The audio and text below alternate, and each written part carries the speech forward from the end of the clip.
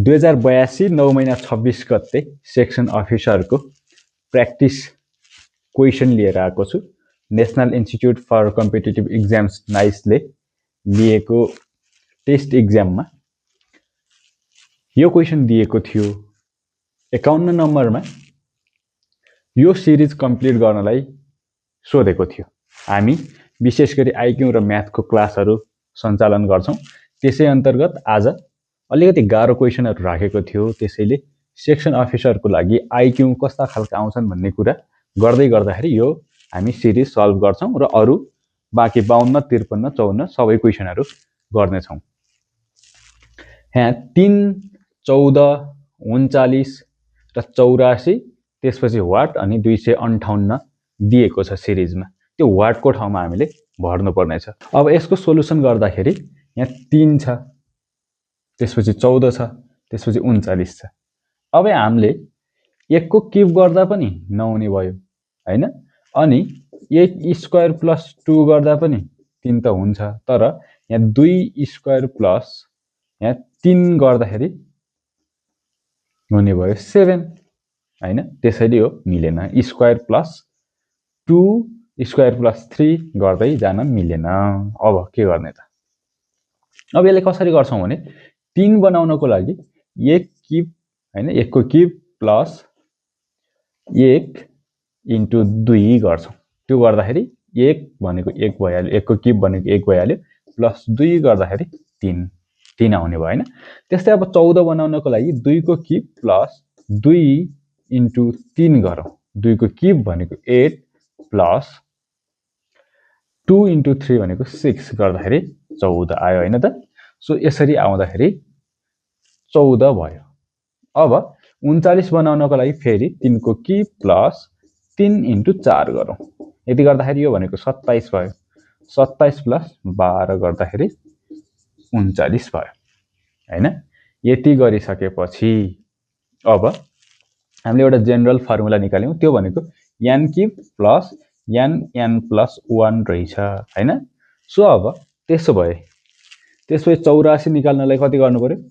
4 को cube plus 4 into 5 गर्नु पर्यो। 4 इन्टु 5 भनेको 20, 4 को क्युब भनेको 64 गर्दाखेरि 64 प्लस 20 गर्दाखेरि 84।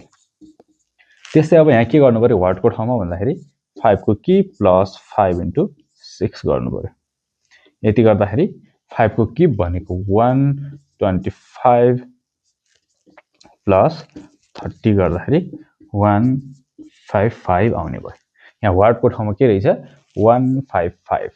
सो यसको एन्सर चाहिँ कति नम्बर अप्सनमा थियो त्यसमा टिक लगाउनेहरुको मिल्यो, नलगाउनेहरुले कसरी सिरिज राखेको रहेछ भन्ने कुरा थाहा पाउनु भयो होला। त्यस्तै 52 नम्बर क्वेशनमा सोधेको छ ए बी सी डी र ई एउटा बेन्चमा बसिरहेका छन्। ए बी सँगै बसेको छ, सी डी सँगै बसेको छ, डी ई सँगै बसेको छैन र ई बेन्चको बायाँ छेउमा बसेको छ। सी दायाँबाट दोस्रो स्थानमा बसेको छ। ए बी र ई को दायाँतर्फ बसेको छ। ए चाहिँ बी र ई को दायाँतर्फ बसेको छ। ए र सी सँगै बसेको छन् भने ए कहाँ बसेको होला भनेर क्वेशन गरेको छ। अब अप्सनहरु बी एन्ड डी को बिचमा, बी र सी को बिचमा, ई र डी को बिचमा, सी र ई को बिचमा भनेर अप्सनहरु दिएको छ।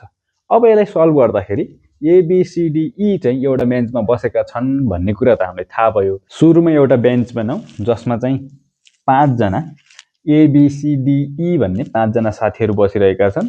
हामीले अब यहाँ क्वेशन पढ्दै जाउँ र हामी यहाँ लेख्दै जाउँ। यहाँ के भनेको छ भने सी दायाँबाट दोस्रो स्थानमा बसेको छ भनेपछि दायाँबाट सी चाहिँ दोस्रो स्थानमा रहेछ। पहिलो र दोस्रो स्थान हैन यहाँ बसेको रहेछ भन्ने एउटा कुरा थाहा भयो। अनि अर्को कुरा भनेको ई बेन्चको बायाँ छेउमा बसेको छ। ई चाहिँ यहाँ बायाँ छेउमा बसेको रहेछ। दुईटा कुरा फिक्स भयो हामीलाई।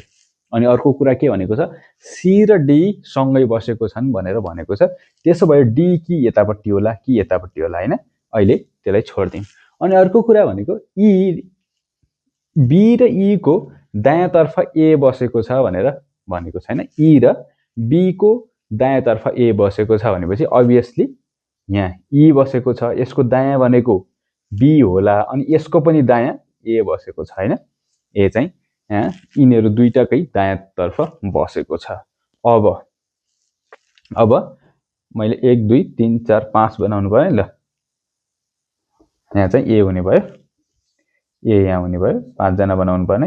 यहाँ एउटा छेउमा दायाँतर्फको छेउमा कुन बसेको छ भन्ने कुरा अब त डी बस्ने भइ नै हाल्यो हैन। अब ए चाहिँ बी र ई को दायाँतर्फ भनेर हामीले यहाँ राख्यौं, ई चाहिँ छेउमा बसेको छ भनेर यहाँ थाहा पाइसक्यौं, सी चाहिँ दायाँतर्फको दोस्रो स्थानमा बसेको छ भन्ने कुरा थाहा पाइसक्यौं भने हामीलाई सोधेको के छ, ए कहाँ बसेको होला भनेर सोधेको छ। यहाँबाट हामीले के प्रश्न थाहा पायौं भने ए चाहिँ बी र सी को बिचमा बसेको छ। अप्सन बी चाहिँ करेक्ट हुने भयो। त्यस्तै 53 नम्बरमा सोधेको छ, एउटा परीक्षामा 80% विद्यार्थीहरू अंग्रेजीमा र 70% विद्यार्थीहरू नेपालीमा उत्तीर्ण भए, यदि 15% विद्यार्थीहरू दुईटै विषयमा फेल भए भने एउटा मात्र विषयमा उत्तीर्ण हुने विद्यार्थीहरूको प्रतिशत कति हो भनेर सोधेको छ। अप्सनमा 15%, 20%, 25% र 35% दिएको छ। अब यो क्वेशन हामीलाई थाहा भइसक्यो, सेट अथवा समूह भन्ने गणितको एउटा सेक्सनबाट दिएको हो हैन। अब यसलाई कसरी सल्भ गर्ने भन्दाखेरि प्रतिशत भन्ने बित्तिकै जम्मा विद्यार्थीहरूको संख्या भनेको 100% रहेछ।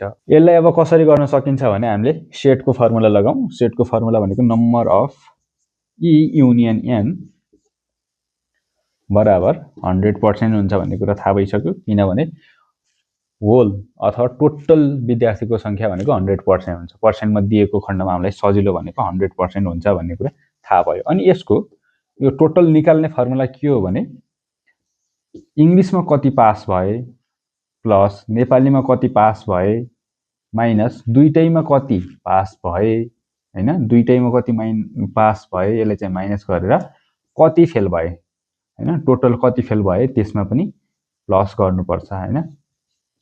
ल यसलाई चाहिँ यसरी लेखिन्छ, टोटल कति फेल भए भन्ने कुरा पनि जोड्नु पर्यो। कति फेल भए प्लस इंग्लिशमा कति पास भए प्लस नेपालीमा कति पास भए माइनस ती दुईटैमा कति पास भए भन्ने कुरा गर्छौं। त्यति भइसकेपछि हामीलाई थाहा भएको कुरा भनेको यता मैले 100 लेख्दिए हैन।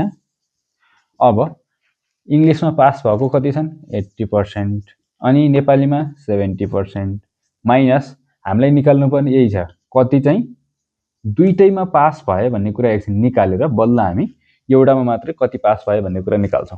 प्लस अब यसमा कति जना फेल भए भन्दाखेरि 15% चाहिँ फेल भए, 15% फेल भए। अब मैले यसलाई माइनस छ यताबाट ल्याउँदाखेरि प्लस गर्दै ए ई इन्टरसेक्सन एन गर्दै बराबर अब कति हुने भयो भन्दाखेरि 80 प्लस 70 भनेको 150 अनि 150 मा 15 जोड्दाखेरि 165, यताको 100 उता जाँदाखेरि के भयो माइनस भयो, कति आयो इन्टरसेक्सन वाला कति आयो भन्दाखेरि 65% आयो। 65% चाहिँ दुईटैमा पास भएका रहेछन्। अब एउटामा मात्र पास हुने कसरी निकाल्ने भन्दाखेरि अब इंग्लिशमा मात्रै पास हुने भनेको ओन्ली इन इंग्लिश कति पास हुन्छन् भन्दाखेरि टोटल इंग्लिशमा कति पास भए र दुईटैमा कति पास भए त्यो घटाइदिने। दुईटैमा पास भएका घटाइदिने हो भने इंग्लिशमा मात्रै कति पास भए त्यति आउने भयो हैन। यो भनेको 80% माइनस 65% गर्दाखेरि 15% चाहिँ इंग्लिशमा मात्रै पास भएको रहेछन्। त्यस्तै ओन्ली इन नेपाली गर्दाखेरि नम्बर अफ नेपालीमा पास भएको माइनस नम्बर अफ दुईटैमा पास भएको यति गर्दै यो भनेको 70 माइनस 65 गर्दाखेरि 5% रहेछ। अब इंग्लिशमा अथवा नेपालीमा कुनै एउटामा मात्रै पास भएको कति रहेछन् भन्दाखेरि यो 5 प्लस 15 गरेर जम्मा आउँछ। जम्मा एउटामा मात्रै पास भएको भनेको 20% आउँछ। 5 प्लस 15 गर्दाखेरि सो अप्सन बी मा 20% छ, त्यसैले अप्सन बी चाहिँ करेक्ट हुने भयो।